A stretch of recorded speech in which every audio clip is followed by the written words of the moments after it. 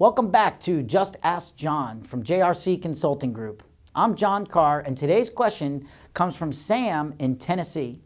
So Sam asked me, John, what do I do when a prospect or potential client goes with a competitor? They don't go with me.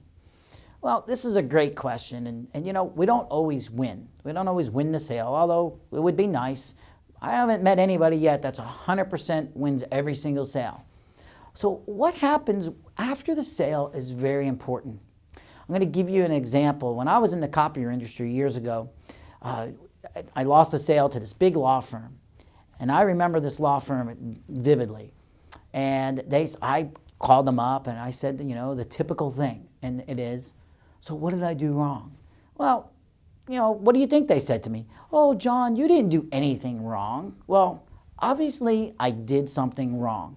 So one of the questions you never ask when you follow up with them is, what did I do wrong? A great way to find out what happened during the sales process, why you did not earn their business, a great way to do that is say, would you mind sharing with me a little bit of constructive criticism of how maybe I can improve the way I present myself, or how I presented the product or service that you may have. And here's the important part of that. You know, most people would be more than happy to help you, usually. But here's the big caveat. When you do that, no matter what they say, you cannot object. You cannot tell them, no, that's not right. You misunderstood me. There's two things all you can do, because it's over. The sale's dead. They went with the competitor. There's nothing you can do to save the sale. And that's not what you're asking them for. You're asking them for constructive criticism. So what you need to do is, one of my favorite phrases, shut up, listen, and learn. You need to just listen and learn. Learn from what they're telling you. Some of the best things you can learn from is from when you lose a sale. So it's very important that when you're getting this feedback, not to give them any objections or try to say, well, that's not true, just listen and learn. Then what I like to do is I love to stay in touch with them. Follow up with a thank you card. Thank you for the opportunity to earn your business. And then keep in touch with them. I would, touch base with them at least twice a year, usually either through a phone call or an email, and more importantly, during the holiday season, send them a holiday card. I will tell you, it took me 7 years to earn that law firm's business.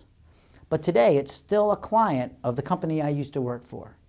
You know what happened was, when I ended up going back to them again, they called me and said, John, we're ready to make a decision on some copiers. Would you mind coming in and giving us a presentation? Well, guess what? It made a big difference, because I got to know them for over the past 6 years before they did business with me. And guess what? I actually knew them better than their existing vendor, because I contacted them more than their existing vendor did. So it's real important. If it's a big enough prospect, don't just let them go by the wayside.